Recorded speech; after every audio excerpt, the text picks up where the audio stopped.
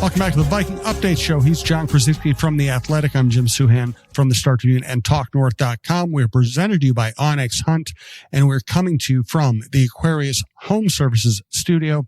Thanks also to Minnesota State Lottery. Also check out the John Krawczynski Show, our basketball show, which is very popular here at TalkNorth.com, and all of our other shows. We have 3 Viking shows, including former Viking general manager Jeff Diamond and athletic beat writer Alec Lewis on the network as well. Check them all out, and we do appreciate it. So as we're talking here on Tuesday morning, John, the Vikings lost a promising defensive backs coach to Cal, where he went to become the defensive coordinator. And Durante Jones, their passing game and safeties coach, is looking at a couple of job interviews, one with the Dallas Cowboys, one possibly now with the Green Bay Packers. Brian Flores is interviewing for the second time for the Steelers job. He is interviewed for the Ravens head coaching job, and he's interviewed for the Commanders defensive coordinator job. Combine all those things with the possibility and maybe the likelihood that Harrison Smith is going to retire. And I'm not sure quarterback is this franchise's biggest problem at the moment.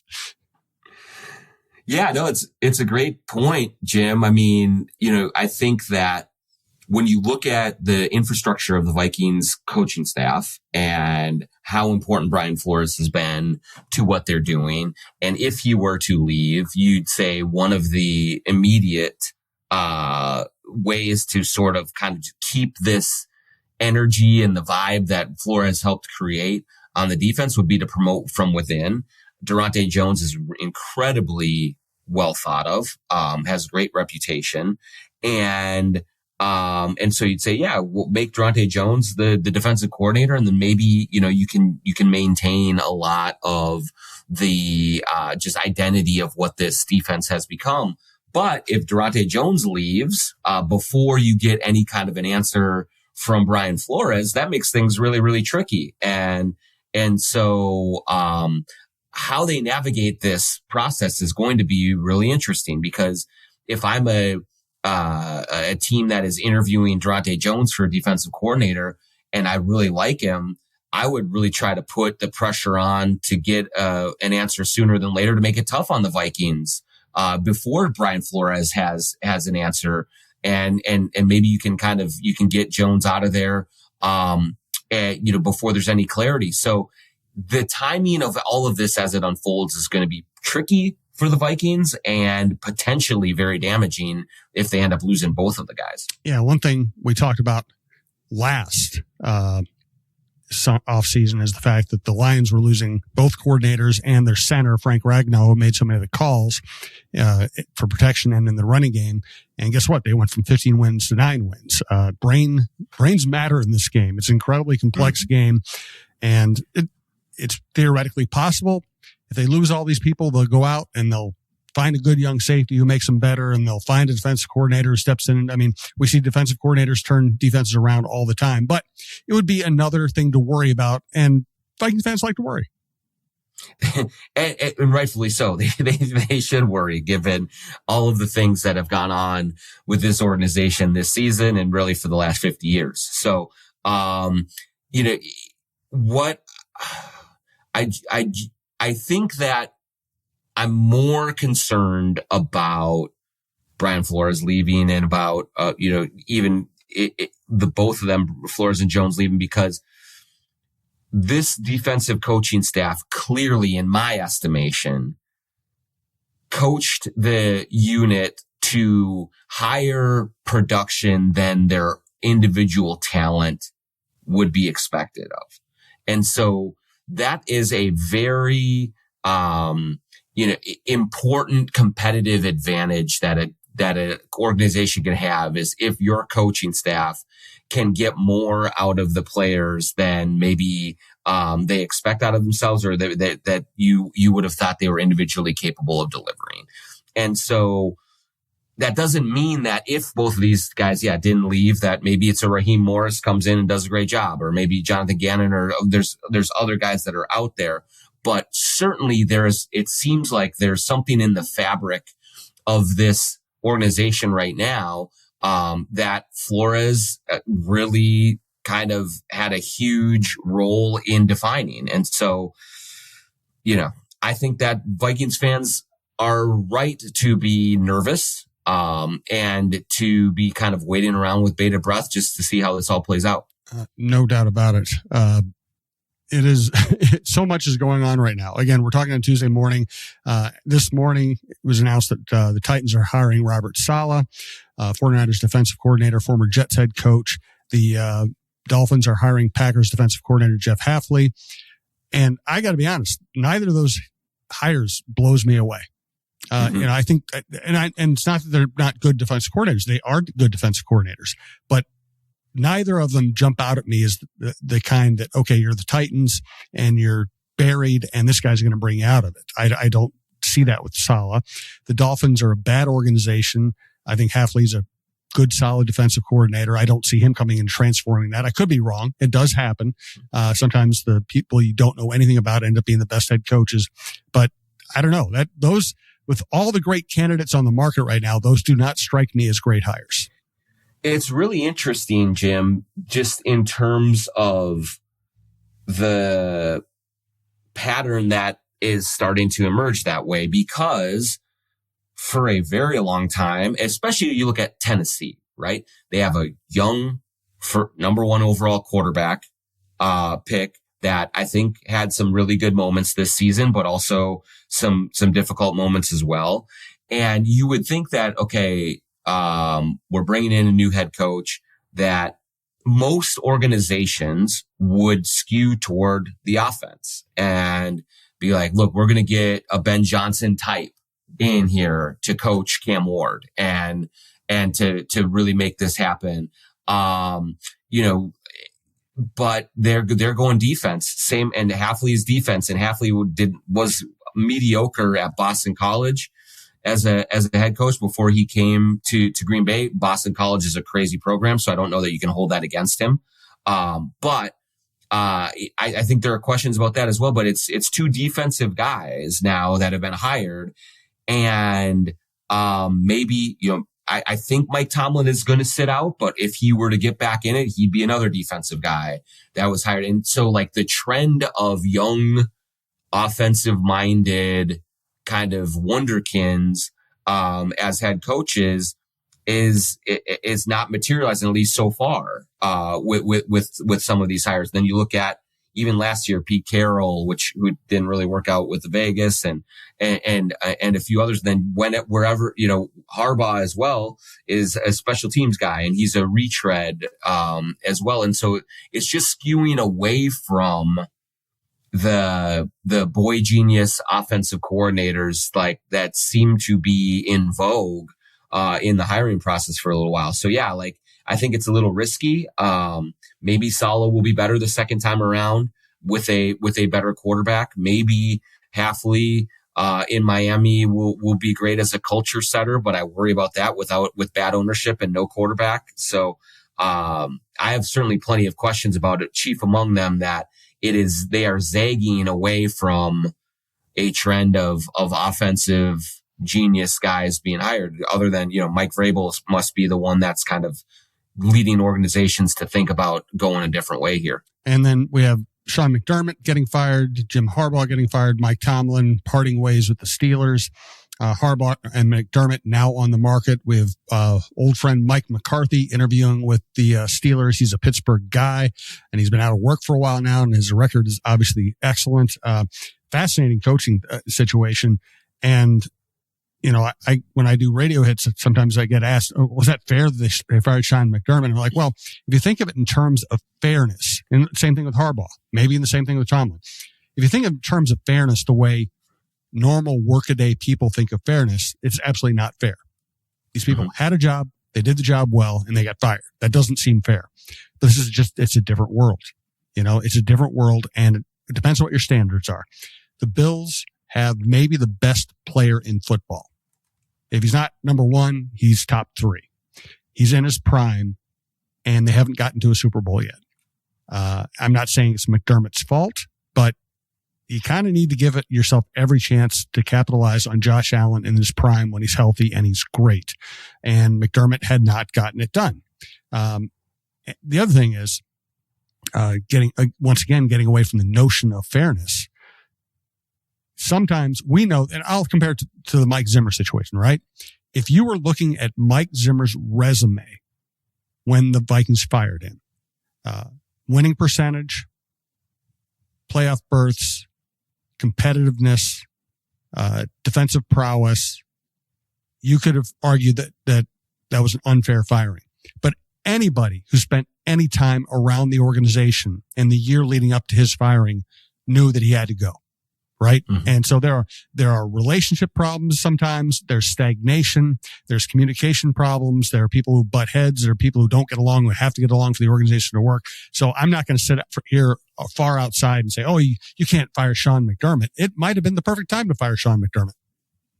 Yeah. I mean, like the reality is both of those, Tomlin and McDermott, and John Harbaugh as well, like they all were paid an incredible amount of money, and they all were given more rope than most coaches would. Now, they earned it by the success that they had, by the job that they did. But inherently speaking, these jobs are shorter term positions. And so, there's a stat out there, and I don't have it at the tip of my tongue, but generally speaking, I think like if you don't win a Super Bowl in your first 3 years on the job, like you're not going to win one. And so now Harbaugh won one, Tomlin won one, but Sean McDermott didn't, and he got 9 years to try and win there. And he was given enough opportunities too. Now I think you can have reasonable arguments, especially with the Pittsburgh situation and with the Buffalo situation, that, hey, maybe the GMs didn't do the greatest job of assembling all the talent. Yep. Right. Yep. And so like, I think that it's a worthwhile discussion to have of like, hey, the Steelers quarterback situation was a mess post Ben Roethlisberger. The Buffalo Bills, couldn't find a receiver to save their lives. There's some defensive holes.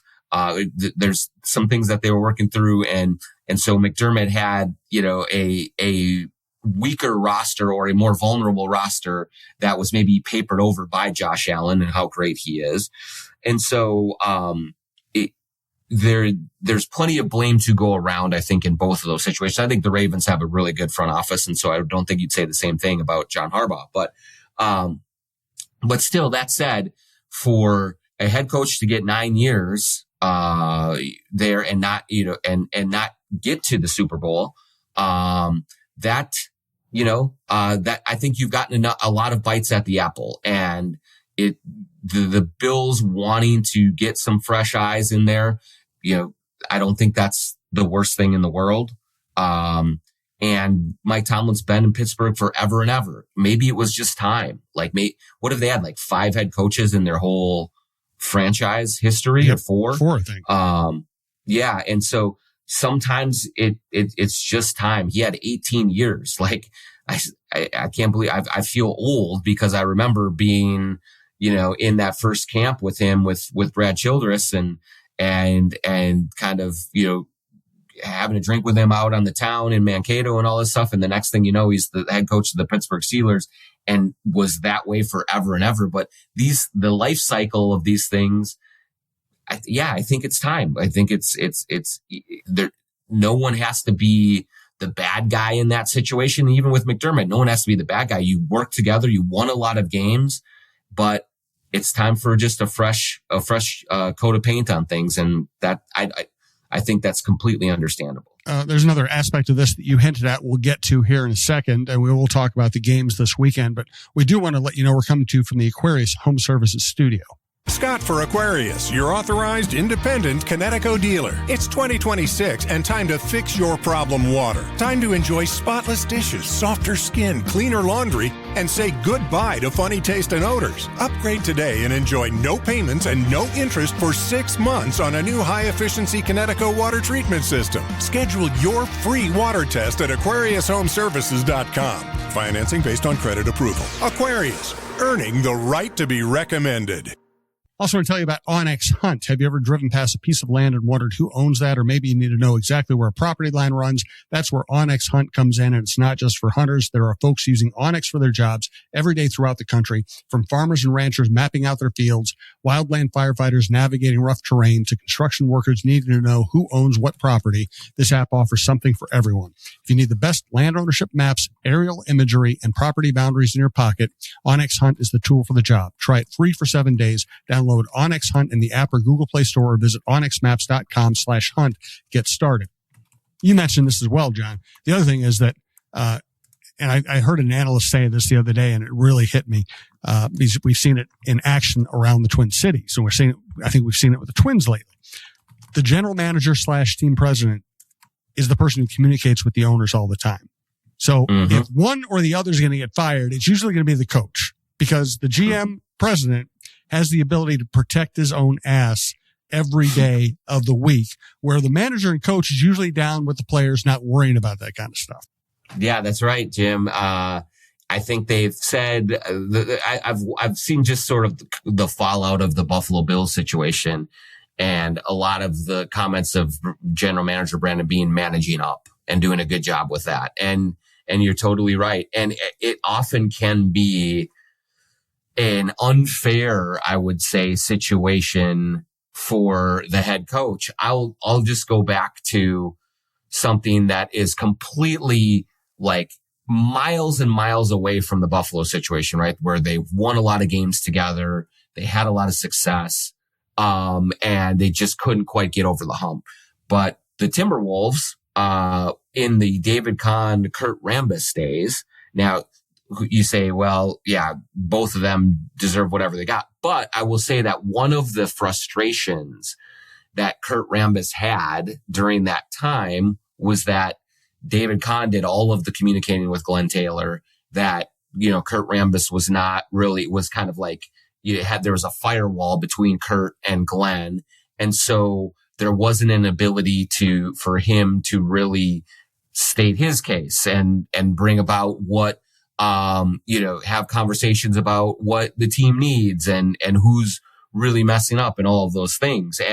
And so I'm not saying that, that Rambis was some kind of martyr that just got screwed over, but, the structure, the hierarchy in a lot of these organizations where it is ownership at the top, GM right underneath them, and then head coach does sometimes contribute to a marginalization of the coach.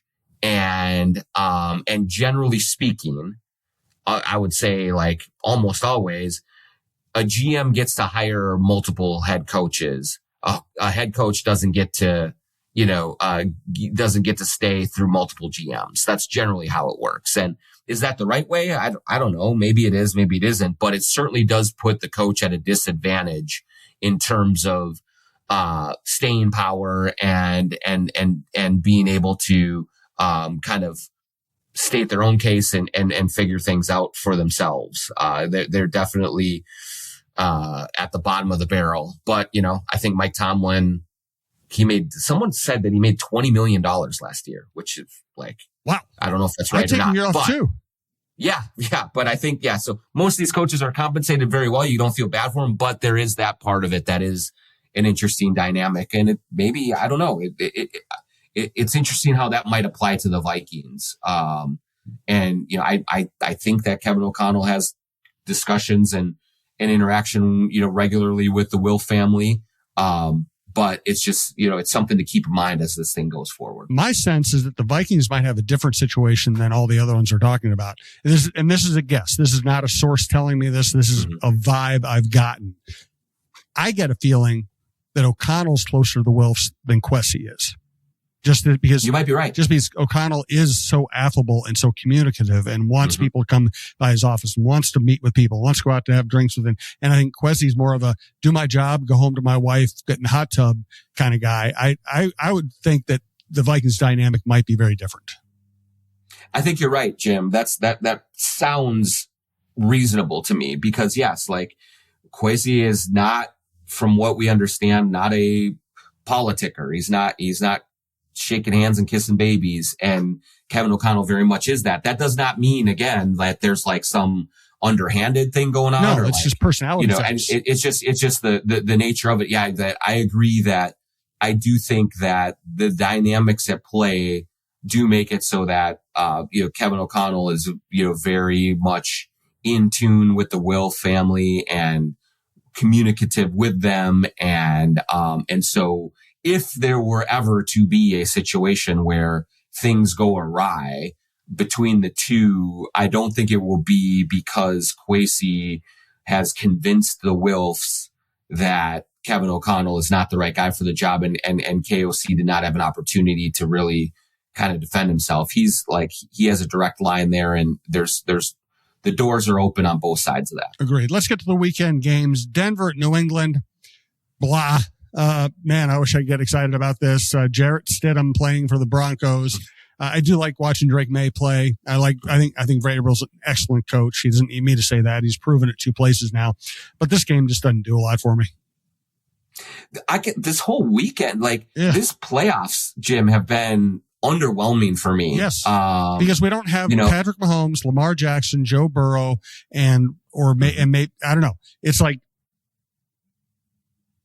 I know people got sick of the Chiefs, but when Patrick Mahomes is playing in the postseason, it matters to everybody. He's like the Yankees. Mm-hmm. You don't want the Yankees to win the World Series. You want the Yankees to be good enough that when they lose in the playoffs, everybody gets to celebrate and everybody feels like they accomplished something. This feels like just kind of JV stuff. Yeah. And even like Josh Allen is, like you said, I think he is probably the best player in the league, but his team was weakened and like they were not a juggernaut by any stretch of the imagination. And I'll go one further, even for me, Jim, for this entire season, it seemed like, the quarterback position in general, while they're still great players, you did not see the numbers that you normally see. Like this season, it felt like a really good game for a quarterback was 275 yards and 2 touchdowns. Like there wasn't the Peyton Manning 50 touchdown game. There wasn't the Lamar Jackson, going crazy type of year. And so that did mute sort of like the sexiness of this whole season to me. And then these playoffs have been just meh. The Bears were super fun. Like that was really, that was a good game. And that was a good game. And it was exciting and all of that. But yeah, now that we're in here with both of these semifinal games, I'm underwhelmed, by it. And there's not one matchup that I could really look to for the Super Bowl. Like, yes, I cannot wait for this. I'll watch it. Like I'll watch the games. I'm sure there'll be good games, but I'm with you. I'm not geeked up over it like normally. So, but yeah, I mean, for the AFC game, the Bo Nix injury is really unfortunate. I feel terrible for Bo Nix. I don't feel terrible for Sean Payton. And I'd just be shocked if the Patriots lost, to Jarrett Stidham, even though it is on the road, even though Denver's defense is good. I think that, Drake May is excellent and Mike Vrabel is great. And so I think that the Patriots are going to the Super Bowl. Agreed. Who do you like between the Seahawks and Rams? To me, it looks like the Seahawks are the best team in the NFL, but I've been picking the Rams all along, and I still don't trust Sam Darnold completely. The thing is, Seahawks are good enough to win without Darnold doing anything than just making a few third down throws. But I'm going to stick with my Rams pick just because why not? I don't feel good about it, though. I think this is a kind of a toss-up game. If I really had to bet my own money, I might have to go with the Seahawks. Yeah, I think I'm on the Seahawks as well, Jim. I think, at the start of it, I think I took Seahawks Bills at the start of the playoffs, but, I'm going to stay with Sam. I took Rams, Jaguars at the beginning. Okay. Yeah. And so, I think I'll stick with them, but like, I do think it is really important. I did see a bunch of people tweeting, after this weekend that, oh boy, Sam Darnold led the Seahawks to the NFC title game. And look what the Vikings messed up with. It's true. Like they messed up probably. Like they would have had a better chance with Sam Darnold than JJ McCarthy. But, Darnold was a fine quarterback, and that's it. Like for most of the season, he got off to a really great start, then just was kind of workmanlike for most of the rest of the season, including the playoffs. Like he was okay. He was not like the sole reason that they got there, but I think their defense is really, really good. And I think they have a good running game, and the Rams have gotten there. I love their coaching staff. I love Matt Stafford. Their defense is good. But like, they barely beat the Panthers, and the Bears game was a dogfight. And so I don't have the same faith in the Rams that I did at the start of the playoffs. So I'm going to go with Seahawks over, Patriots in the Seahawks over, Rams, and then Seahawks Patriots in the Super Bowl. Yep. That sounds about right. I'm going to stick with the Rams for consistency's sake. Next week, we will be probably updating you on what's going on with Brian Flores and Durante Jones and the Vikings coaching staff. For today, please check out the John Krawczynski Show and all the other shows at TalkNorth.com. And thank you for listening.